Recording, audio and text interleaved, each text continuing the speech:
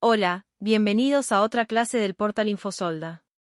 Hoy vamos a hablar de cualificaciones de soldadura. El proceso de soldadura es un proceso especial para la mayoría de los estándares. Es un proceso especial porque no se puede validar completamente una vez realizada. Para que una soldadura esté bien evaluada habría que realizar pruebas destructivas. Para realizarlo realizamos un cuerpo de prueba. Realizamos una simulación de toda la soldadura como se hará en la práctica y realizamos las pruebas y ensayos requeridos. Con esto podemos aplicarlo en fábrica para obtener el mejor resultado. Hay tres documentos principales que se utilizan en la calificación. Son el EPS, que es la especificación del procedimiento de soldadura, siendo un documento que contiene todos los datos a realizar. Luego tenemos el RQPS, que es el registro de calificación del procedimiento de soldadura. Este documento sirve para dejar constancia de esta soldadura planificada por EPS.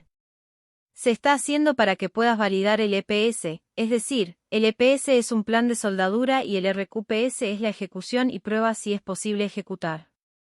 Y luego también tenemos el RQS, que es un registro de calificación del soldador, que verifica no las propiedades mecánicas de la unión, sino las capacidades del soldador para realizar la soldadura. Por eso las pruebas para la calificación del soldador son diferentes.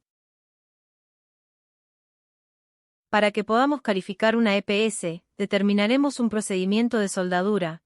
El ingeniero o tecnólogo escribirá cómo se debe hacer todo: corriente, voltaje, proceso de soldadura y velocidad. Se determinarán todos los rangos.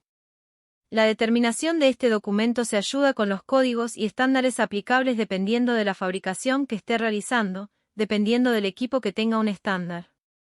Pero los pasos básicos son soldar la pieza de prueba y monitorear esta soldadura, luego una inspección.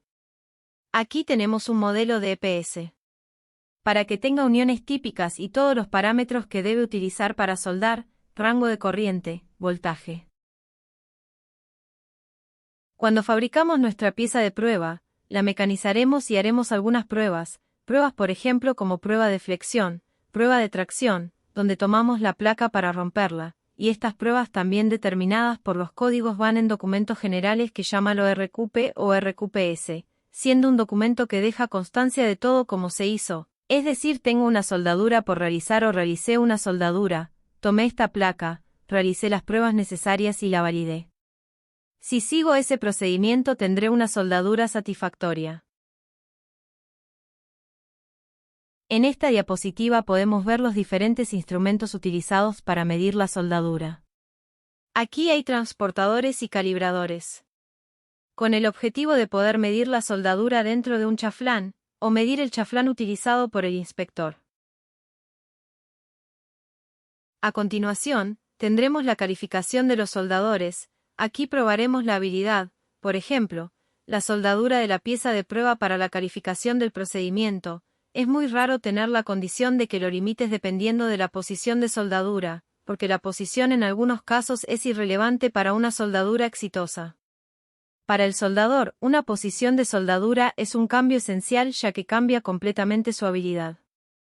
Aquí tenemos un cuerpo de prueba, al ser una soldadura de aluminio, donde el soldador realizará la soldadura, se realizarán pruebas y luego emitiremos el documento donde consta que el soldador siguió el EPS, suelda con ciertas características y podrá soldar una variedad de materiales. Es interesante ver que la gama de materiales que tienes en un EPS puede cubrir un cierto grupo de materiales similares, pero esto es diferente para el soldador, mientras que en EPS restringes, por ejemplo, el acero al carbono. Donde el EPS para acero al carbono funcionará en esta gama de materiales, mientras que, en el RQP, si el soldador suelda, por ejemplo, acero inoxidable o acero al carbono, también puede soldar acero inoxidable. Cada estándar y código tendrá una especificación.